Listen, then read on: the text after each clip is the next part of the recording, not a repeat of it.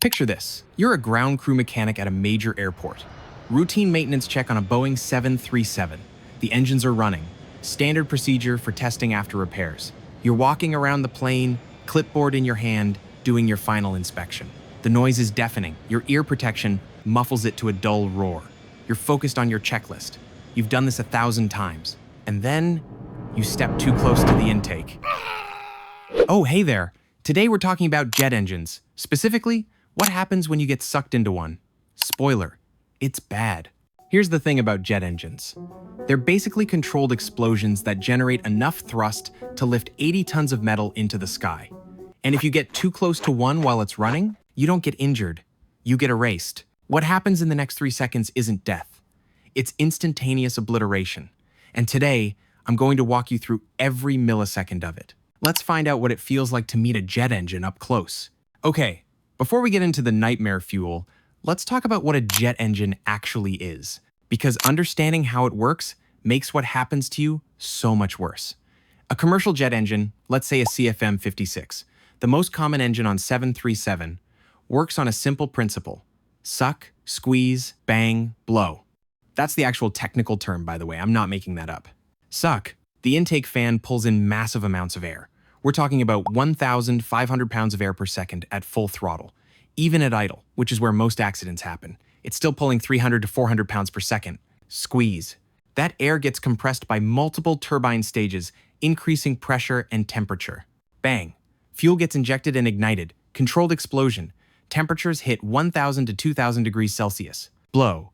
The expanding gases shoot out the back at 400 to 500 miles per hour, creating thrust. Now, here's what makes jet engines so uniquely horrifying as a death machine. They don't care what gets sucked in. Birds? Gone. Tools? Obliterated. Humans? Let's just say OSHA has very specific rules about how close you're allowed to stand to a running engine. And you just broke all of them. The suction zone extends about 10 to 15 feet in front of the intake. Inside that zone, the airflow is strong enough to pull loose objects, or people, toward the engine. And once you cross the threshold, there's no fighting it. The engine's pulling in 300 plus pounds of air per second. You weigh maybe 150 to 200 pounds. Do the math. All right, here's where we break it down. Because this doesn't take minutes. It doesn't even take seconds, really. From the moment you get pulled in to complete obliteration, about 3 seconds. Let's go frame by frame. You feel the pull.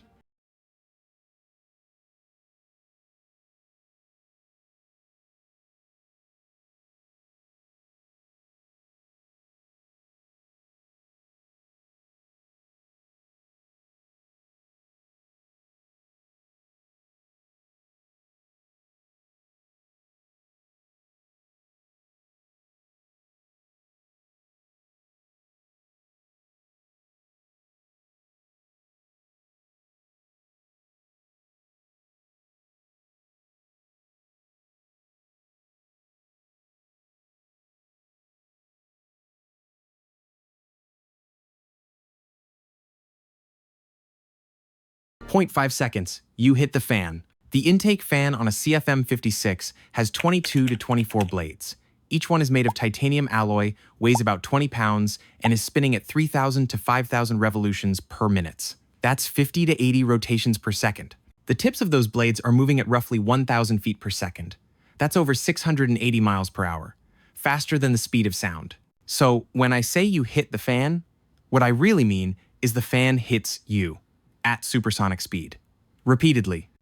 The first blade catches you. Maybe your shoulder, maybe your head. Doesn't matter.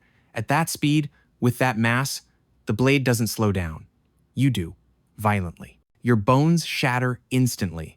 We're talking about impact forces in the range of several tons per square inch. Your skull, your ribs, your spine, they don't bend, they don't crack, they pulverize. And here's the thing. You're probably still conscious for this part. Your brain hasn't caught up yet. The pain signals haven't had time to register. But your body? Your body knows something catastrophic just happened. 0.2 seconds.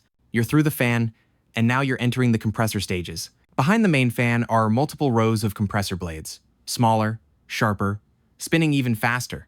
And you're being forced through them like, well, there's really no polite way to say this. You're being mulched. Your body's being torn apart by dozens of spinning blades in rapid succession. Skin, muscle, bone, none of it matters. The compressor doesn't discriminate. It's designed to handle bird strikes at 500 miles per hour. A human body? That's just softer. Jet engines are built to ingest small debris and keep running. Birds, ice, small rocks, they get shredded and pass through. You're just really big debris. And here's a fun aviation fact. When something organic goes through a jet engine, it doesn't just disappear. It gets aerosolized, turned into a fine mist of, which then gets mixed with fuel and, you know what, let's move on. 0.1 seconds. Welcome to the combustion chamber, where things get really bad. Whatever's left of you, and let's be honest, it's not much at this point, is now entering a chamber where fuel is being continuously ignited. We're talking about temperatures hot enough to melt aluminum. Your body is mostly water, fat, and protein. Water flash boils at these temperatures. Fat ignites. Protein also ignites. Basically, you're being incinerated at a molecular level. And it happens so fast that there's no smoke, no flame, no dramatic movie explosion. You just cease to be solid matter. You're now carbon particles, water vapor, and trace organic compounds being mixed with jet fuel exhaust. Congratulations, your emissions. 0 seconds. What's left of you exits the engine at roughly 500 miles per hour as part of the exhaust stream. You're not a body anymore. You're not even pieces of a body. You're a cloud of vaporized organic material dispersed across 200 feet of tarmac behind the plane. And here's the darkest part of all this. The engine? It's fine. Totally fine. Modern jet engines are built to handle FOD, foreign object damage. They'll do a post-incident inspection, find some residue in the compressor blades, clean it out, and the engine's back in service. You got erased. The engine got a cleaning. Life goes on. Well, not your life, obviously. Okay, but what does this feel like? Because we've covered the physics now. Let's talk about the experience. At first, there's confusion. Why am I moving? Why can't I stop? Bro, are we floating? Yeah, man, I think we now have superpowers. Your brain's trying to process what's happening, but it's too fast. You're in denial. This isn't real. This doesn't happen to real people. Then the panic hits. Pure primal terror. You know you're about to die. Not in some abstract future way. Right now. In the next second. And there's nothing you can do. And here's the mercy, if you can call it that. This is so fast that your brain doesn't have time to fully process it. The moment you hit those fan blades, you're probably unconscious. The trauma is so severe, so instantaneous, that your brain just shuts off. No slow fade.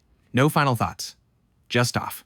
Some researchers theorize that at the moment of catastrophic trauma, we're talking decapitation-level trauma, consciousness ends so abruptly that there's no transition, no life flashing before your eyes. You're here, and then you're not. So, do you feel the shredding? The incineration? Probably not. Your nervous system's been destroyed faster than it can send pain signals to your brain. The pain would travel at about 120 meters per second. The blades are hitting you at over 300 meters per second.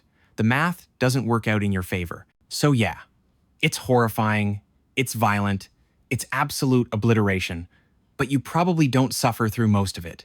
You're gone before your brain realizes what happened. Aftermath. Let's talk about what happens after. The engine gets shut down immediately, assuming someone saw what happened. Sometimes they don't. Sometimes the first sign something went wrong is just less noise, less resistance. The engine runs smoother because there's less mass going through it. Yeah, that's a real thing that happens. The cleanup is extensive.